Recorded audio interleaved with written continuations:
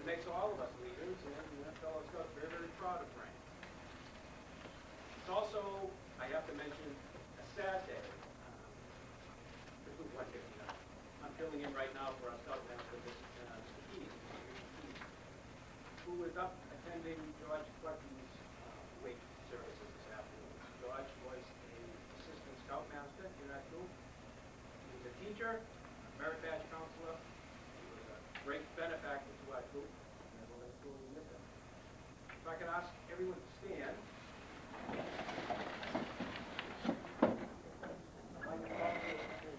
Observe a moment of silence in memory of George Clutton.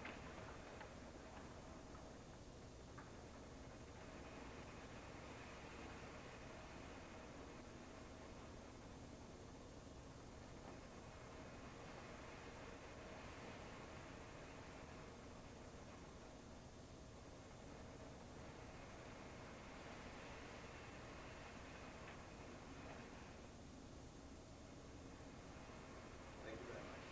Please be seated.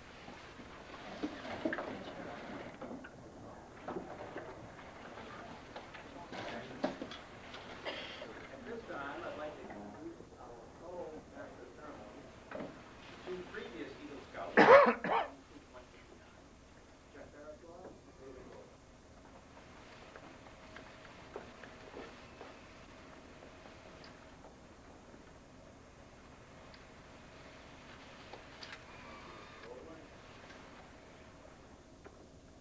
Probably have an apple cover, so please join me in pushing.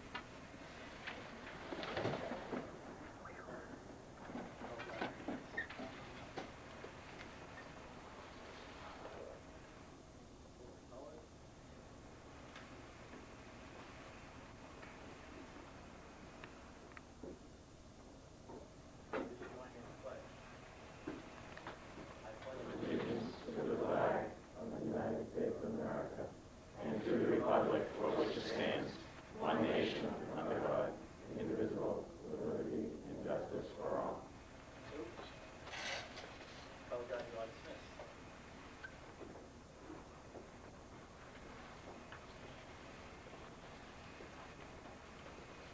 The opening will now be read by Jeff Barraclough.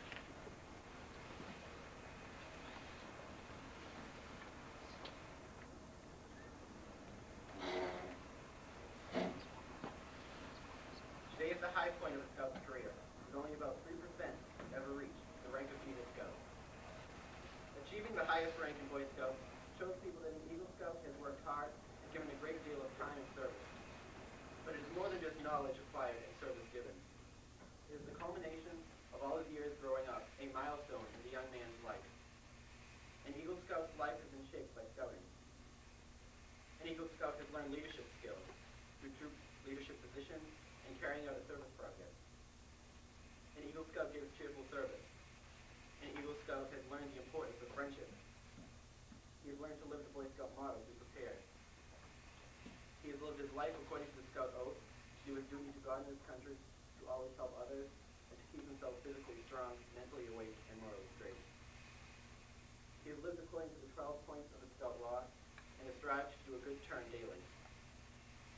He is an outdoorsman, knowing survival skills, how to camp, hike, and swim. He is a good citizen in the family, in the community, in the nation, and in the world. The young man whom we have come to honor this afternoon is Frank Hogusman. Anyone who knows him will tell you that Frank is all of these things. He has been dedicated to the Scouting program and all that it represents. Frank had been in the troop for about a year when I joined. For as long as I've known him, since my first camp out, he has shown that he is a great person and a great friend. The Eagle rank is only a symbol and the end result of what Frank has pursued for the past 12 years, which he has been involved in Scouts. Today is a day that Frank will always remember. The Eagle and the spirit of Scouting will go with him as he goes through life. It has given him the knowledge, experience, and leadership to accomplish whatever lies ahead.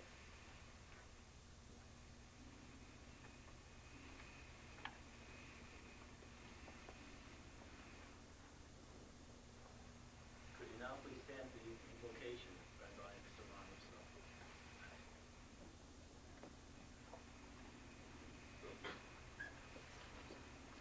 On the occasion of Frank's Eagle, I'd like to go back to the founder of Scouting, that in Powell and read a small part of a letter he wrote that was found after his death to all Scouts. And I'd like to use this as the invitation. Dear Boy Scouts, remember this may be the last time you'll ever hear from me, so think what I have to say over. I have had a most happy life, and I want each one of you to have a happy life too. I believe that God put us in this jolly world to be happy and enjoy life. Happiness won't come from being rich, nor merely being successful in our careers, nor by self-indulging. One step towards happiness is to make yourself healthy and strong while you are a boy in scouting, so that you can be useful and so can enjoy life when you are a man. Nature study in Scouts will show you how full of beautiful and wonderful things God has made the world for you to enjoy. Be contented with what you have got and make the best of it. Look on the bright side of things in your scouting life instead of the gloomy ones. But the real way to get happiness in Scouts is by giving out happiness to other people. Try to leave this world a little better than you found it. And when your turn comes around, you can die happy and feeling that at any rate you have not wasted your time in scouting, but have done your best. Be prepared in this way to live happy and also die happy. Stick to your Scout promise always. Even after you have ceased to be a boy, continue in scouting, and may God help you to do this always. Your friend, Baden Powell.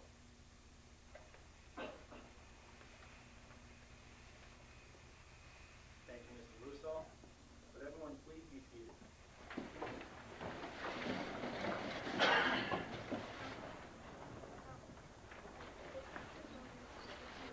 I would now like to introduce our honored guest. Please stand as I call your name. Peter Diefendorf, exalted ruler of Dairy Salem Elks Lodge 2226, and also Joe Morowski, esteemed local knight of Dairy Salem Elks Lodge 2226.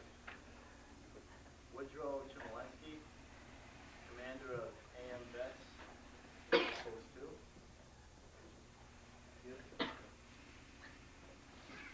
George Wagler and Ron Russo, both representing Porter Diallo for chapter, Arrowhead District chapter. Everett McBride, Salem Selectman. Are there any other organizations that I have not called upon?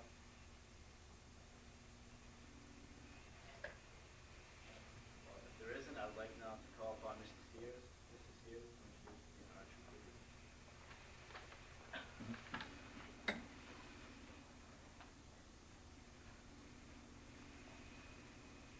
As I call your name, would you please rise? This will be list of the members of Troop 159. George Barlow, Assistant Scoutmaster. John Godwin, Committee Chairman. Joe Shabbat, Activities Chairman. Al Cormier, Committee Member. Tony Lakis, Committee Member. Joe Morowski, Assistant Scoutmaster. Ed Pratt, Assistant Scoutmaster. Tom Steen, Assistant Scoutmaster. Jack Toomey, Treasurer. Wendell Sylvester, Committee Member. And Balsto Moloney, Committee Member.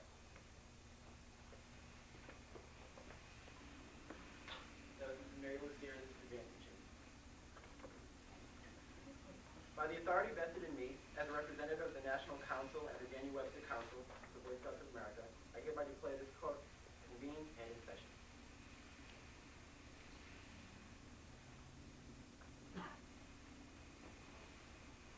An Eagle Scout does not achieve his rank alone. His parents were always there to help him along the way. So it is appropriate that his parents be here when he receives his award.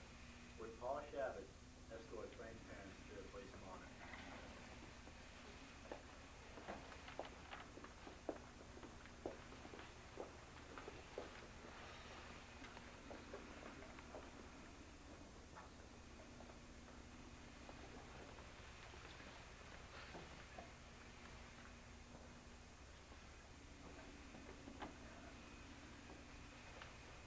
afternoon, we honor a young man who has strived to do his best in all that he does, and in doing so has achieved the highest award a Boy Scout can earn, the Eagle Badge.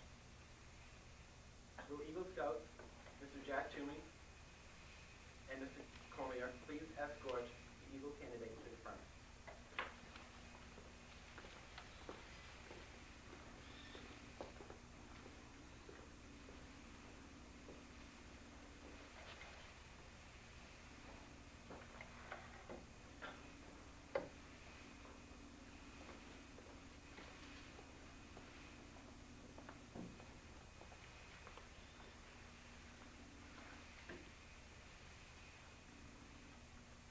I would now like to call upon Todd Baldwin, John Lakis, Paul Shabbat, John Stevens, John Steen, and Alex Ellis to explain the trail to you.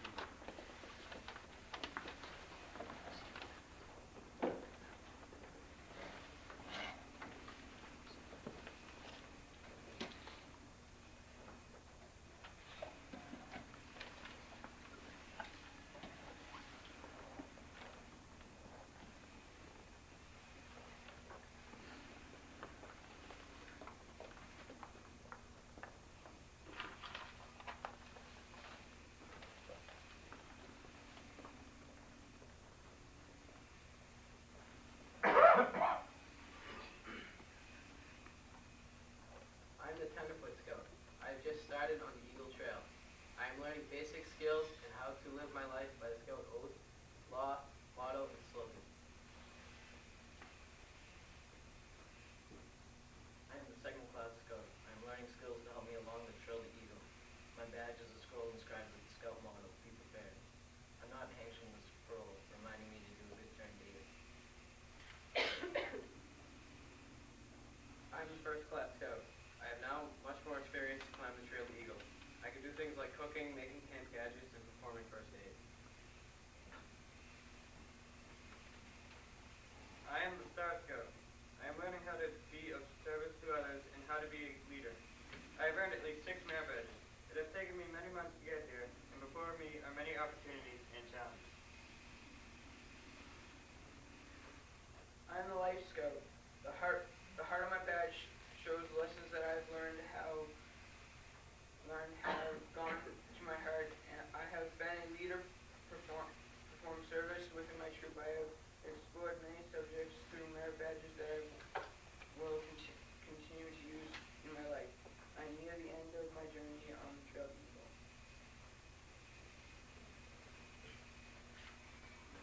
I'm the Eagle Scout. I've planned and developed a service project and demonstrated my ability to lead others. I've learned the lessons that scouting has to teach and live my life by the virtues of the Scout oath and law.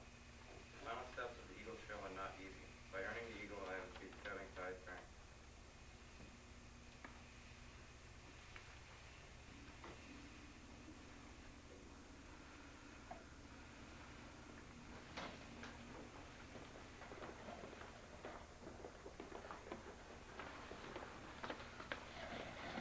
At this time, I'd like to recognize all Eagle Scouts present. We ask them to please stand, give their names, and tell us where and when they got their Eagle.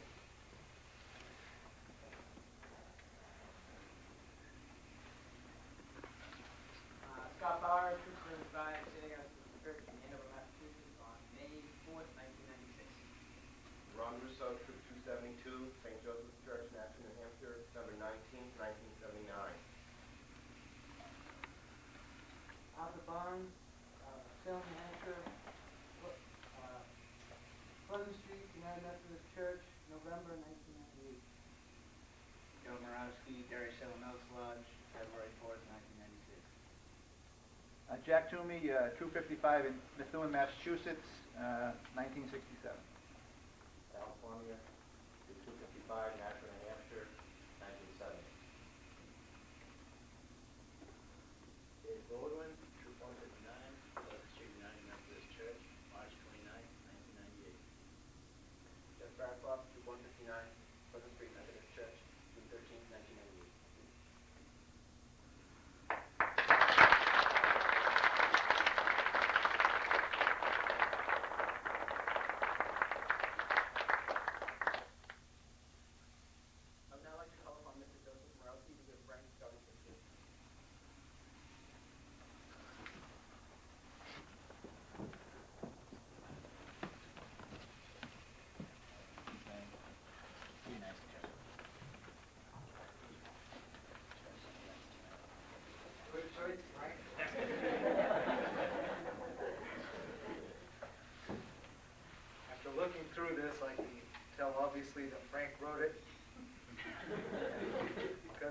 filled with, full of Frank's philosophy. Those of you who have camped out with him know exactly what I mean. So we're off and running. Okay. Under prompting from his parents, Frank joined Tiger Cubs. The event from this time that sticks out most in his mind is the walk around Mount Monadnock, where his father thought that they would just walk around the mountain, but instead walked up it. The first time I remember meeting Frank, I happened to be his Tiger Cub coordinator. The very first event that we did was walk around the trail that goes around the pond at Camp Carpenter. And I remember that quite well. Little Frank, who had a rat tail that was about half the length of his body. Little Stash would just kind of like run here and run there. He must have ran around at least 3 times the length of that trail, going sideways rather than actually up the trail. From Tiger Cubs, Frank joined PAC 160 and soon became a Bobcat in the fall of 1987. At this time, his den leader was Esther Lucy. He continued through the ranks in Cub Scouts, Wolf, Bear, and I don't see your bear on your scouting table, although I expected to. Those of you who know Frank know that he always brought a teddy bear with him from his first camp out as a Cub Scout all the way through, what rank was it in Boy Scouts? Star Life? I'm really disappointed that the bear couldn't make it here today. The bear earned as many merit badges as Frank did. Anyway, and finally on to Weeblos. He enjoyed the Klondike Derbies, Mother and Me weekends at Camp Carpenter, and the Pinewood Derbies. While in Weeblos, his leaders were Peter Valpy and Bill Lucy. In the spring of '91, Frank received his Arrow of Light Award and thus ended his Cub Scout life. Almost sounds like suicide. It was at this time where Frank was uncertain about proceeding on to Boy Scouts. His father told him to at least try it out for a little while, and if he didn't like it, he could stop. Well, as you can see, a little while has turned into over 7 years in this troop. Over those 7 years, Frank has been through and has learned many things. Spelling not being one of them. On the USS Massachusetts, he learned how getting lost can sometimes be fun. Is that on the ship or in the town? Oh, okay. And how a game of tag can be exciting even to the, quote, old boys in the troop. On the Barnes campout, he learned how not to cook grilled cheese. Thank you, Jeff. He also learned how cans of soda can explode loudly in a fire. Yes, full cans of soda in a campfire will go off with the sound of a shotgun, and if nobody warns you about them, you hit the deck really fast, don't you, Frank?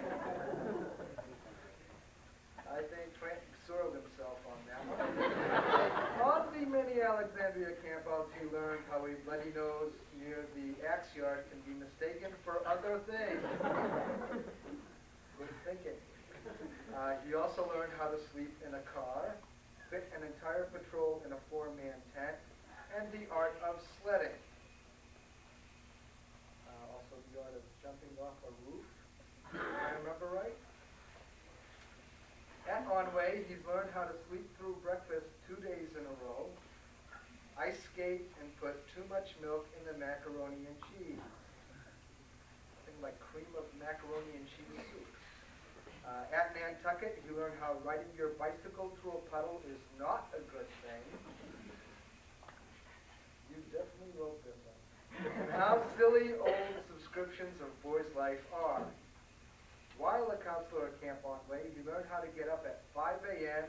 and roll to cook pancakes for a bunch of people who complain about how cold it is. Not like any of our camp, how's that, Frank? Thank you, Scott. Oh, and what pirate's breakfast? It's one of those inside jokes where only two people in the room get it, and the rest of us go, it's Frank. Okay. The fall camporee of 1997, Frank learned a very interesting thing. He does have a personality. Thank you, Mr. Bowden, for asking me when I got one. Frank, you've always been a personality. On the Canada trip, Frank learned how to deal with people not listening to him, chasing him with brooms, and snoring. Who was your roommate? Oh, as senior patrol leader, he has learned how to be more organized, run a meeting, and try to have fun while doing 10 million other things. All of his scouting career has taught him how to be the person he is today. You can't give scouting all the blame. But as far as Frank sees it, his life in scouting is far from over. That much I'll agree with. Because you'll hear it once, you'll hear it 100 times today. Once an eagle, always an eagle. Frank, I had faith in you from the first time I saw you. And it's been a pleasure to have known you for all these years.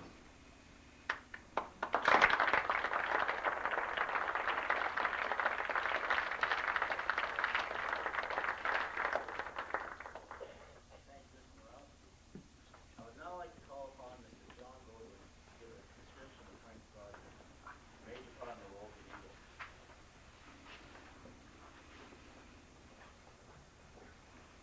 Thank you, David. Frank's project. And unlike Joe, I'm very grateful that Frank wrote this out. I was asked a couple of weeks ago, well, what was Frank's project anyway? And I tried to do it off the cuff. He identified, no, wait a minute, he made a map, no, he forged the trail. I really don't know. I'll have to ask Frank. So Frank did this for me, and I thank you. I appreciate it. Frank's project review. The idea to install a historic trail in his hometown was first introduced to Frank while at the Eagle Trail at Hidden Valley Scout Reservation, summer of '97. At that time, Frank had no idea that it would become his project.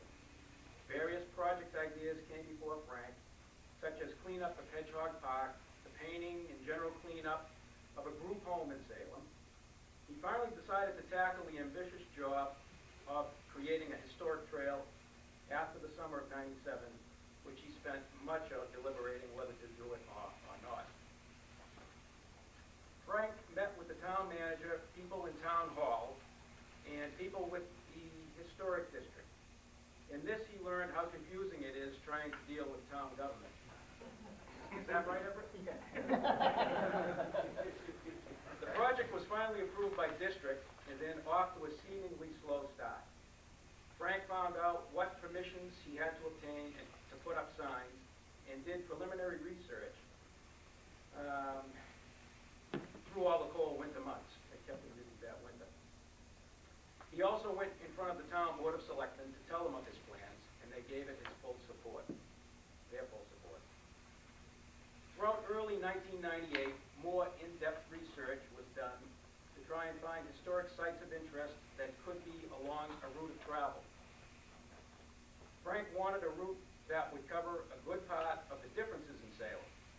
As was remarked by one of his friends, it's true, if you look hard enough in Salem, you can find anything. Sign design and construction went well with much gracious help from the Keys family and the other scouts. Board of Selectmen again heard from Frank when he went before them and obtained final permission to put up the signs on the town right-of-way property along the 14 sites. Nearing completion of the project, and Frank's birthday, many people, Mrs. Baldwin being one of these in particular, many people were becoming nervous, especially until Frank would turn 18 and the sign's not completely posted yet.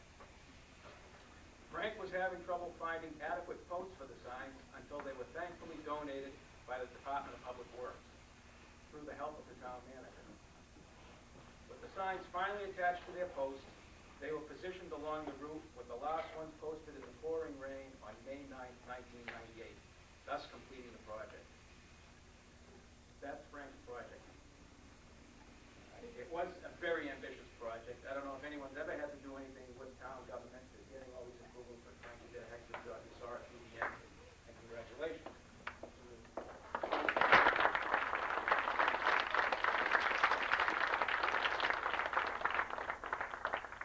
On a personal note, Frank, this gives us a little opportunity to say a few things about you. Hopefully both are good. But on a personal note, Frank is one of those scouts that I saw develop as a man. The scouting program hopes to do that with all of our scouts. And it's great that we get to honor Frank today as one of our successes. My first meeting with Frank, I remember him being kind of shy, very inward, on a camp out, socialized among his close friends, but not really outgoing. Today we see him as a full-grown man. Whenever Frank gives his philosophies, he does so in such a manner that it just shows that he is matured and he has got a great confidence in himself. And if Frank is the example of what the scouting program can do, then all these other boys have another idol to look up to, and that's Frank. Frank, it's been a pleasure knowing you. I wish you the best of luck.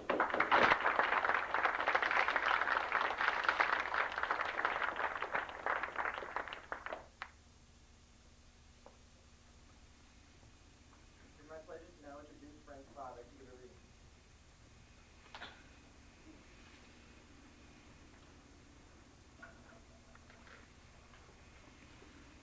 Build me a son. By Douglas MacArthur.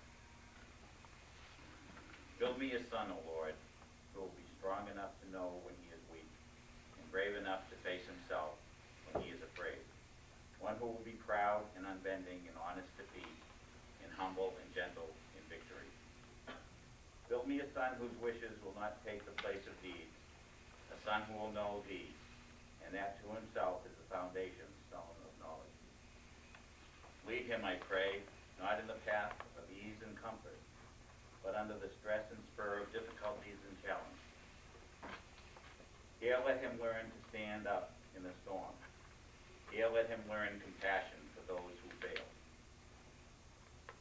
Build me a son whose heart will be clear, whose goal will be high, a son who will master himself before he seeks to master other men, one who will reach into the future, yet never forget the past. And after all these things are his, add, I pray, enough of a sense of humor so that he may always be serious, yet never take himself too seriously. Give him humility so that he may always remember the simplicity of true greatness, the open mind of true wisdom, and the meekness of true strength.